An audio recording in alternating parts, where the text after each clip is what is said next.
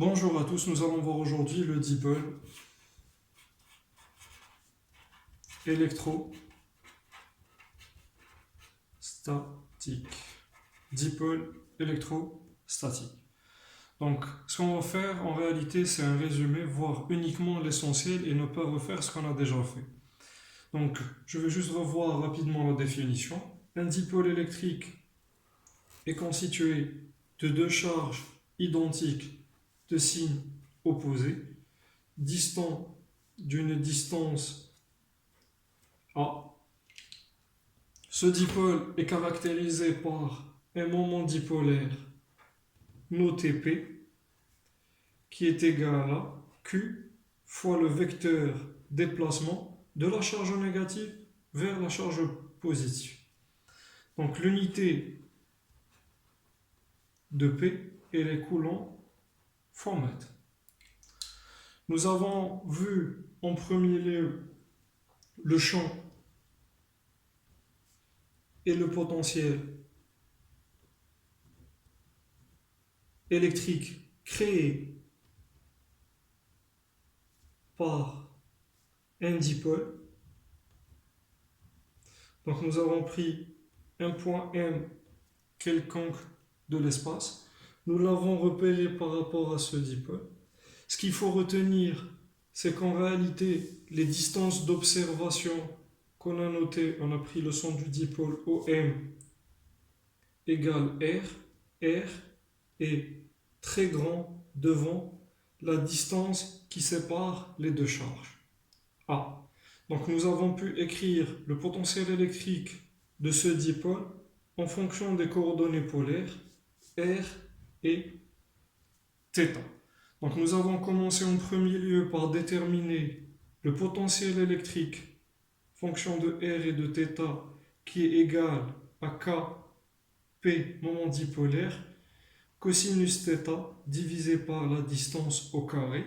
Puis en utilisant la relation qui relie le potentiel électrique au champ électrique, nous avons pu déterminer le vecteur champ électrique ER qui est égal à moins la dérivée du potentiel dr et la composante transversale qui est égale à moins 1 sur R, la dérivée du potentiel dθ.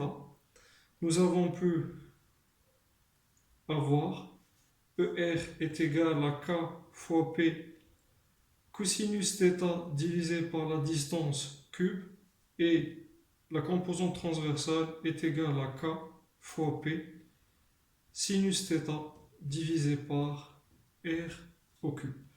Donc nous avons pu déterminer le potentiel et le champ électrique créé par ce dipôle P en un point quelconque M.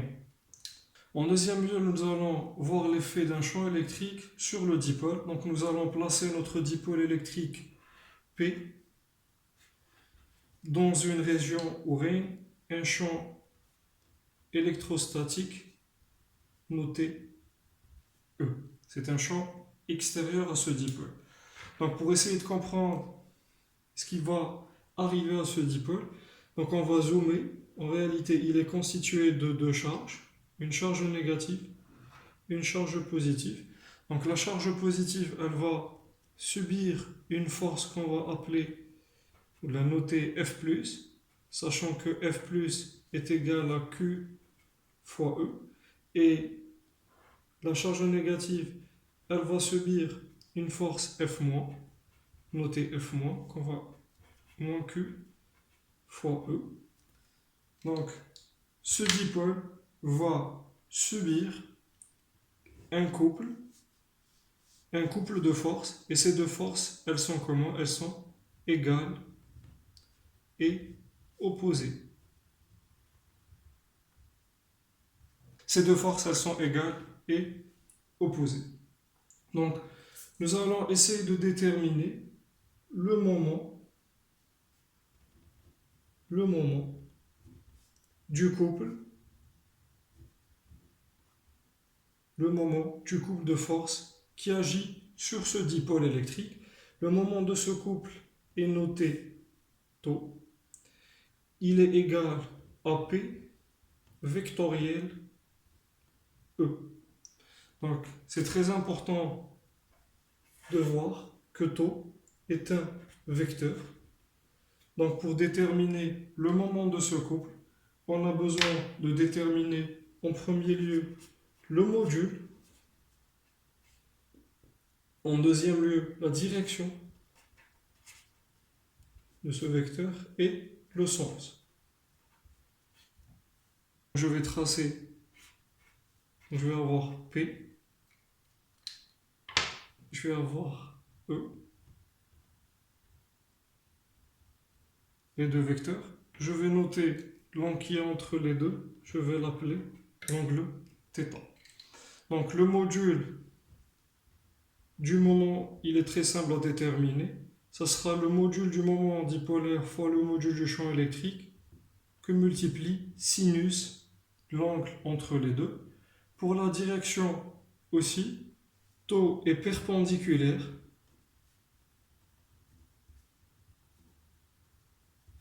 au plan formé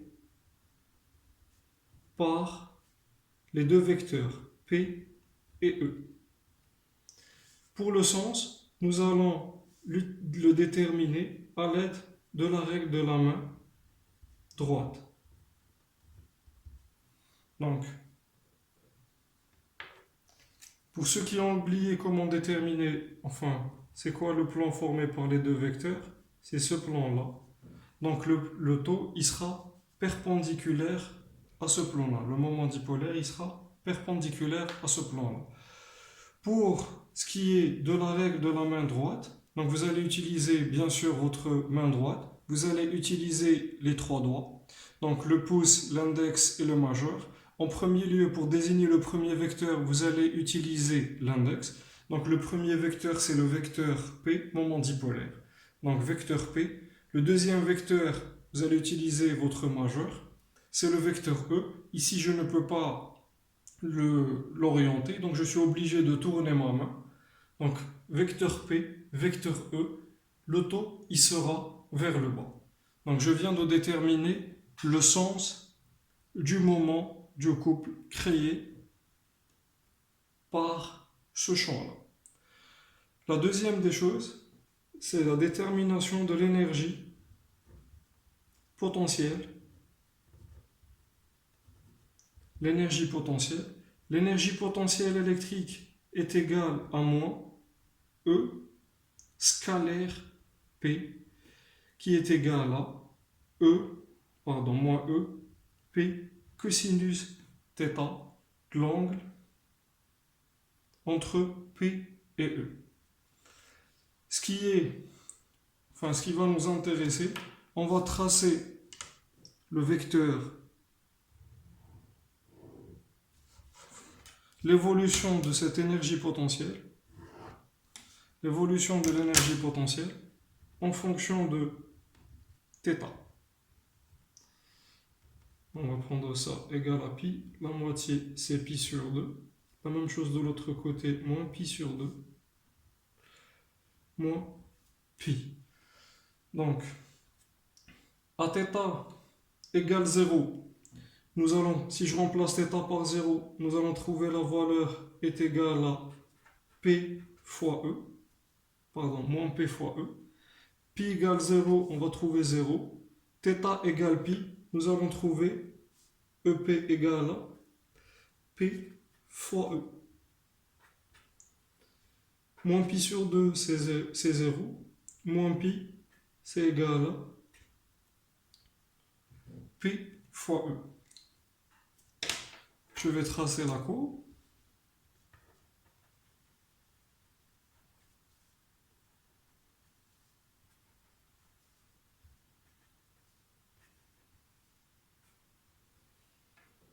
Ce qui va nous intéresser dans cette courbe, c'est les extrémums.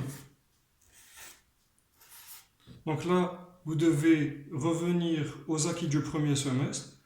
Une force qui dérive d'un potentiel est une force conservative. Cela signifie que les forces agissant sur le dipôle dérivent d'un potentiel électrique. Donc c'est des forces qui sont conservatives. La dérivée ici, elle est égale à 0. Ça veut dire qu'on est à des positions d'équilibre. Énergie maximale, l'équilibre est instable.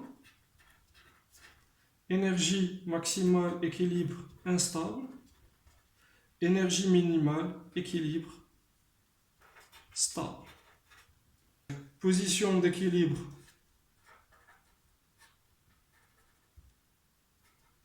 Équilibre stable. L'angle entre P et E, θ égale à 0, ce qui implique que P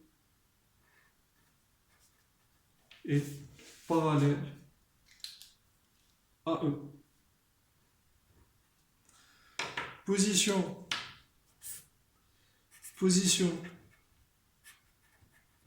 d'équilibre instable. Position d'équilibre instable. Cela signifie que θ est égal à pi, ce qui implique que P est antiparallèle à E. Donc vous avez votre vecteur E et le P, le moment dipolaire, il sera antiparallèle.